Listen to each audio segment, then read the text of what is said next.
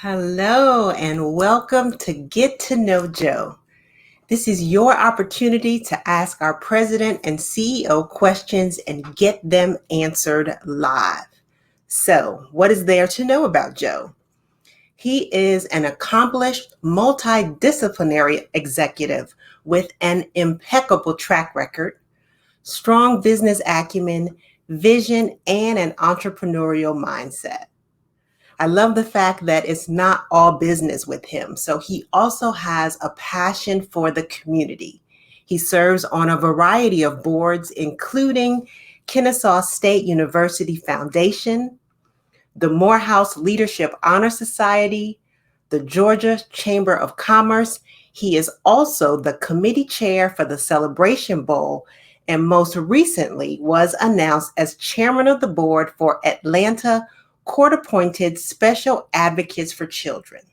So you've heard about the accolades and the accomplishments, but listen, it's the soft skills for me. Joe came in day one and blanketed the National Black MBA Association with positivity and empowerment just when we needed it the most. So it is with beaming pride that I welcome to the virtual stage our president and CEO, my boss, Joe Handy. Good afternoon, Paula. I am truly honored and humbled by your comments. So thank you so much for those words. I really appreciate it. And you're looking amazing as always. Loving the blue. I see what you did there. Thank you so much. See what I'm saying? Just the positivity. So, for the listening audience, I will kick things off with a first couple of questions, but it is really your time to get to know Joe. So I encourage you to start typing in those questions in the chat right now that you would like to get him answered throughout this broadcast. So let's begin with the basics. Tell us about yourself and your journey to become the president and CEO of the National Black MBA Association. Well, that's a long-winded story, but I'll try my best to hit the highlights.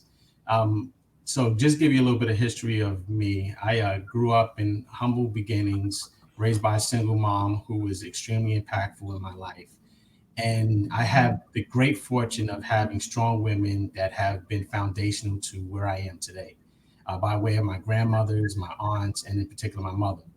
And throughout my life, I really wanted to be in a position to help people. And I wanted to be in a position where I can be of servant leadership. So I initially went to school to be an attorney, and I found out very soon that that didn't work out for me. It was just too many books. Needless to say, I still want to go along with that passion.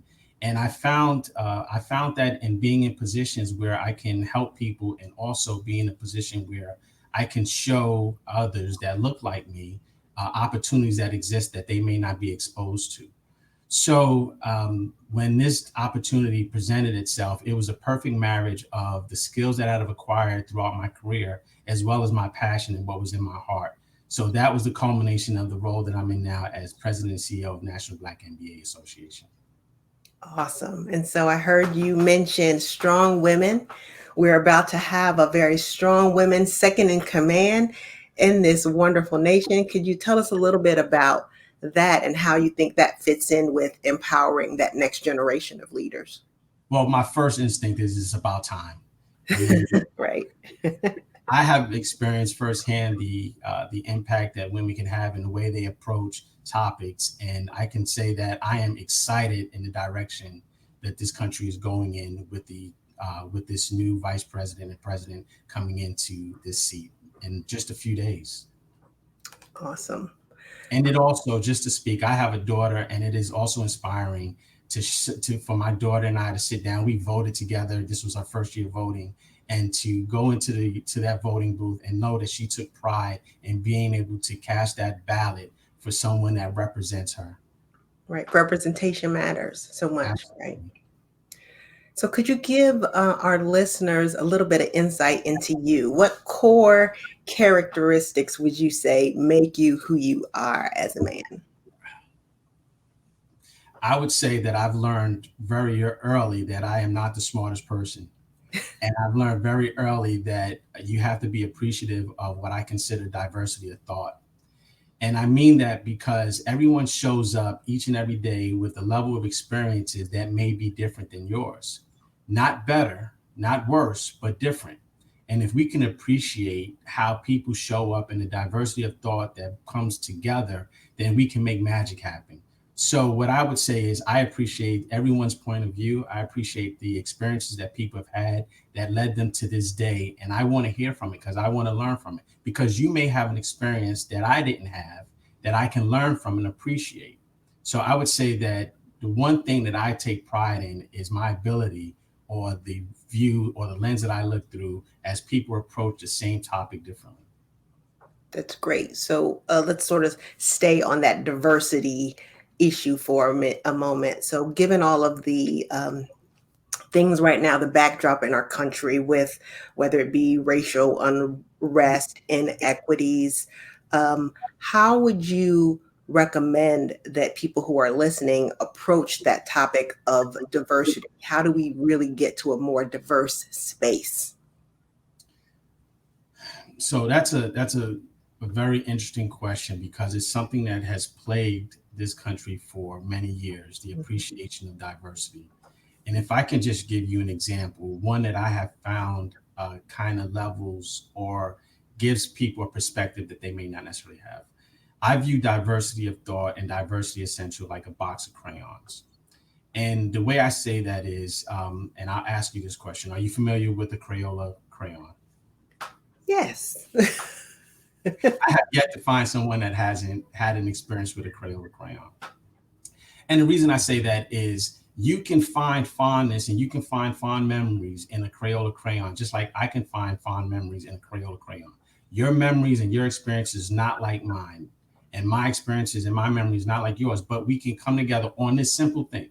A Crayola crayon has not changed the same look, has not changed the same feel. It's been the same way since the beginning. And that's something, that's a thread that's woven between so many different people. But they can go back to a Crayola crayon and remember an experience they had, a fond experience. And I can appreciate that experience because we have a foundation, we have a baseline that we both experience.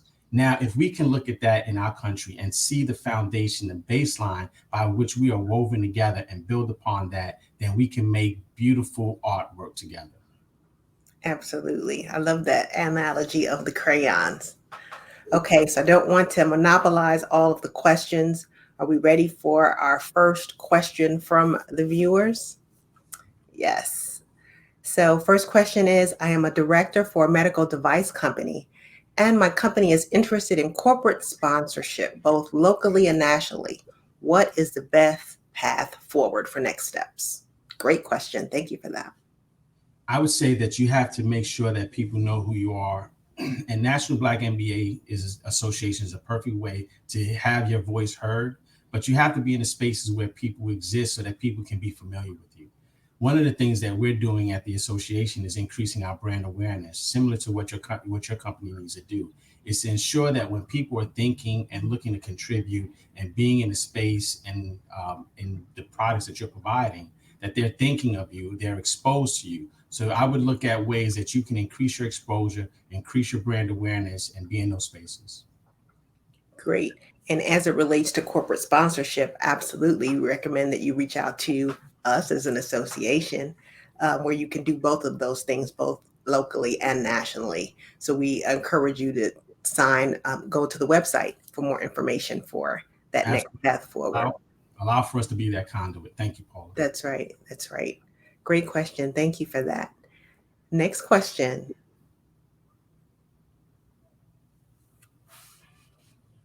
No? Okay. So while we are waiting for that next question to pop up, when I set the stage for who you were, I talked about the fact that you empower us all to be better.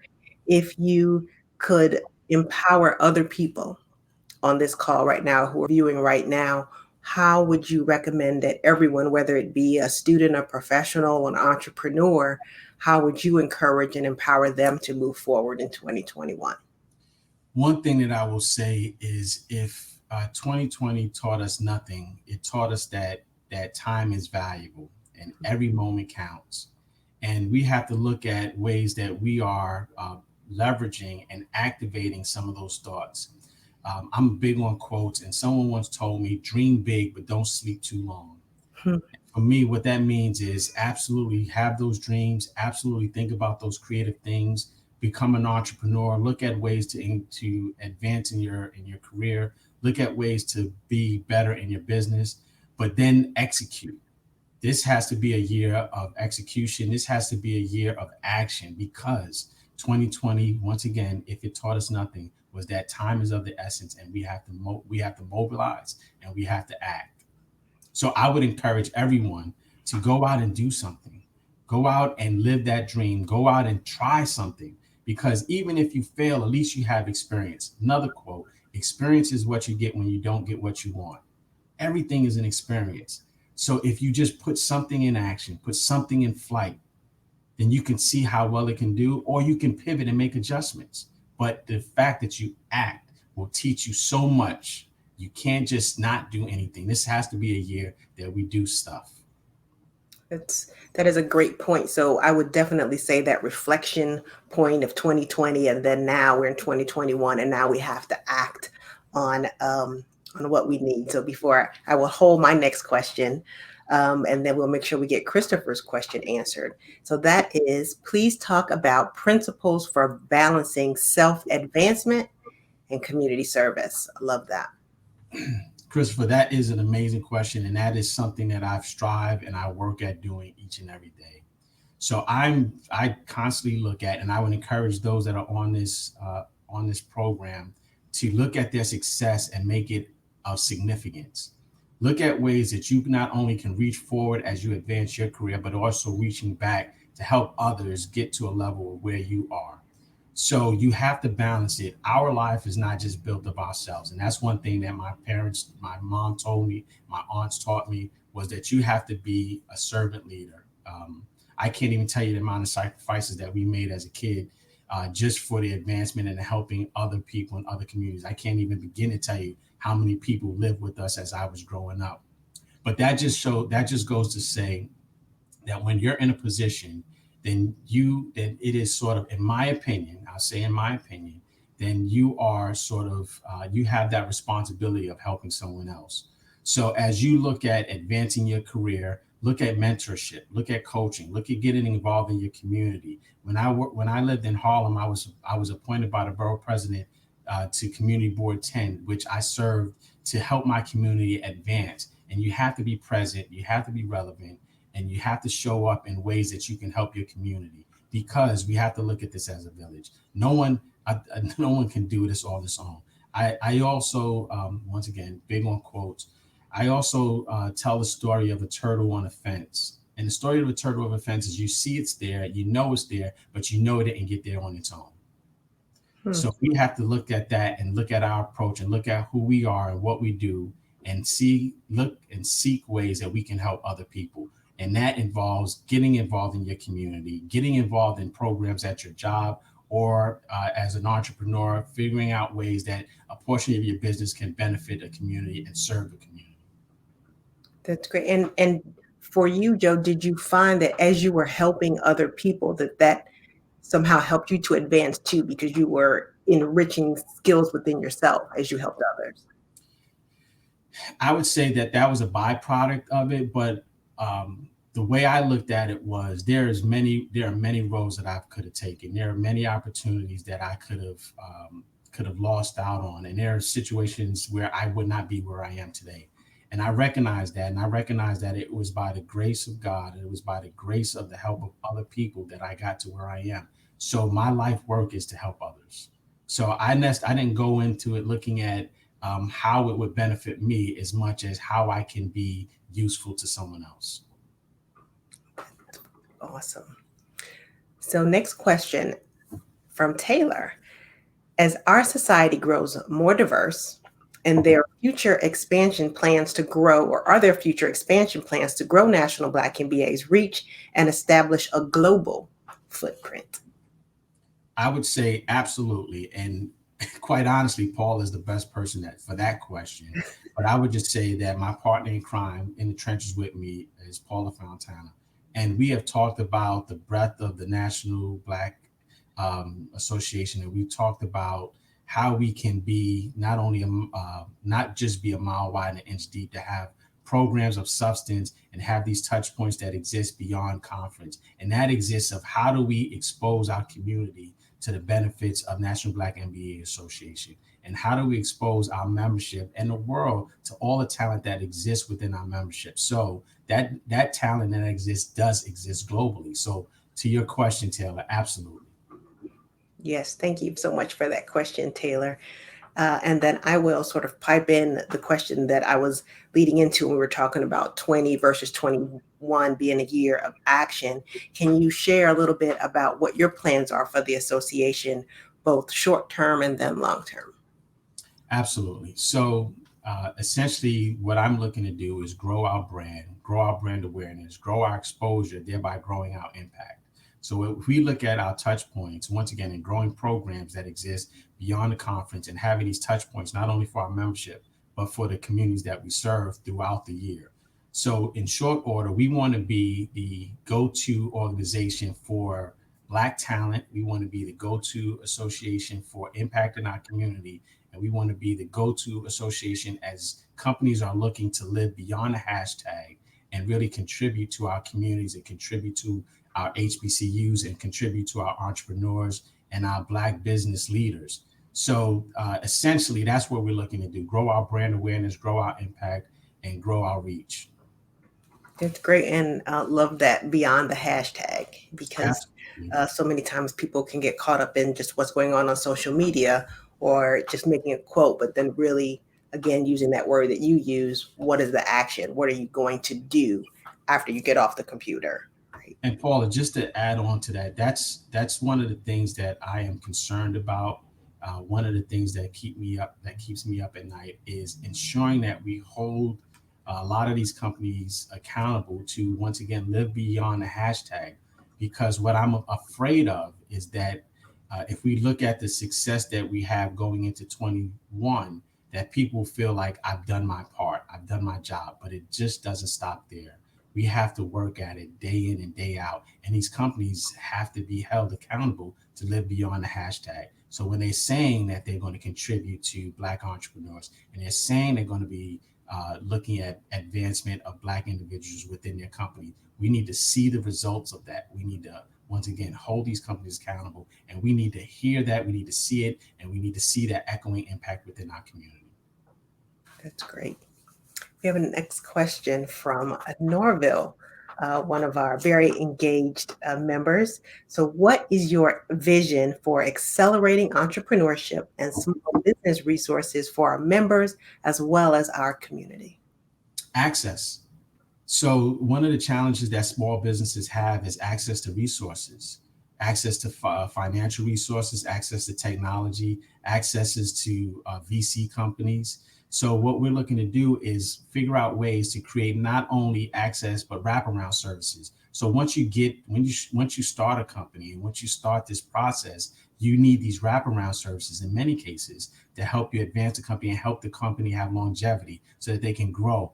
Most of small Black companies are sole proprietors, meaning they don't have employees, they're service based.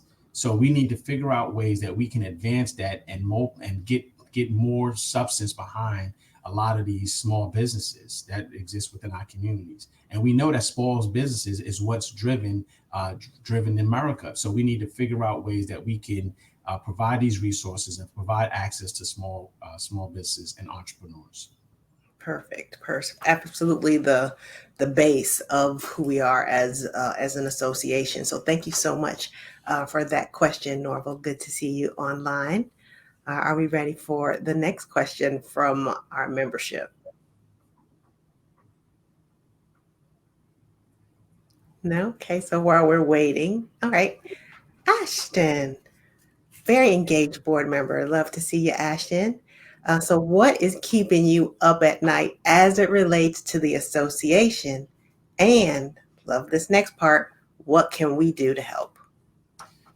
So full disclosure, Ashton, great guy, one of our board members, and once again, one of the folks that I would consider to be in the trenches with us. And I would say, Ashton, you in particular, continue to do what you do. You and I have had many conversations about this, but continue to do what you do. And what keeps me keeps me up at night about the association is ensuring that we leverage and execute on all of the impact and potential that we have. We are a mighty few with ambitious goals, and we just need help in execution. We need help from companies that are looking to provide services to the Black community, to HBCUs, to small businesses, to leaders that as they're growing in their career path. And we need to ensure that we're giving that exposure not only from the companies but to our membership base and to our community. So those are the things that keep me up at night, ensuring that we can leverage all of the opportunities that we have, because everything that we do is for our people, is for the advancement of our people. And that is a huge task to undertake. And I just want to make sure we do it, because there's so much at risk if we don't do it well.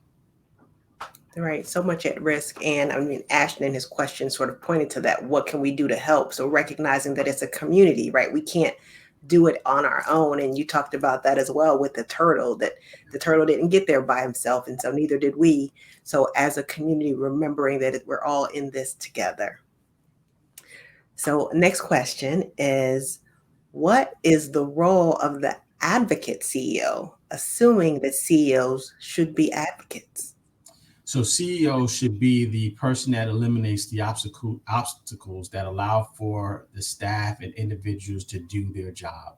So I look at it, and I'm a sports guy, so I look at it as Chuck Daly with the '96 Dream Team of the Olympics. You have all these people that are talented in their own right, and you have to put people in positions where they can leverage their talent. So the role of an advocate CEO is putting people in places where they can leverage their talent so they can do good work, and removing the obstacles that prevent them from doing the best job that they can do. That's great. And I would say for advocate, if I were to put my little plug in, do you also sort of speak on behalf of the staff as an advocate to help and assist in that process as you're moving the obstacles out of the way, sort of a block and tackle, if you will?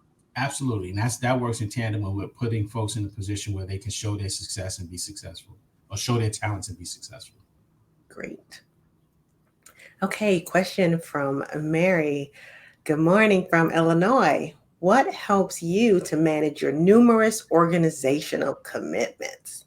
That is a great question. How do you keep organized? Once again, the help of very strong women in my life, like Paula and some of the other staff that's here, helps me manage the sort of the day-to-day of the operation, and sort of, you put time in what you love doing. You find time to do the things that you love doing. So it's just a matter of me finding the time. That's great. And do you find that you have to, when I see the word manage, do you have to sometimes tell certain organizations no, or do you have to find time for self-care or to recharge, if you will? So what I would say is, I try not to say no. I find a greater yes. So if I am unable to put my time and energy in something, it is because I'm putting my time and energy in something else. So I look for the greater yes as opposed to saying no. That's great. So getting to yes in all ways. Wonderful. So before we wrap up, we have time for probably another question or two. Are there any more?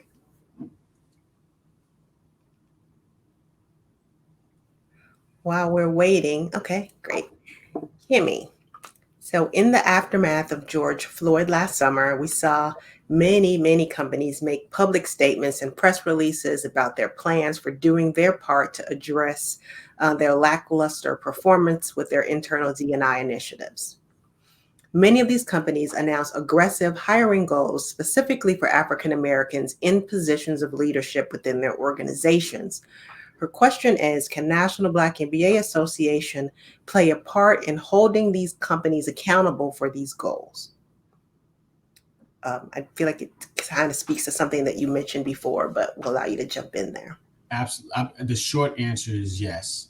the longer answer is that's exactly what we look to do with our partners. That's exactly what we look to do with companies that have made public statements. We go out and talk to them and get a better idea on how they plan on execution on their statement. So National Black MBA Association is absolutely playing a part in holding these companies accountable.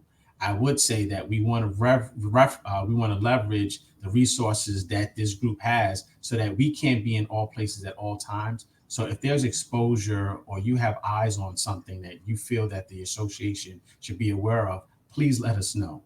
And then we can take it from there. So holding companies accountable, we can only hold the companies accountable as we start to engage with those companies. But if there's a touch point that you may have that we can start to engage with the companies, then we can leverage or have those conversations from there. Excellent. And this might be our final question. So how has the financial position of the National Black MBA Association been affected by COVID? And what is your plan for addressing that?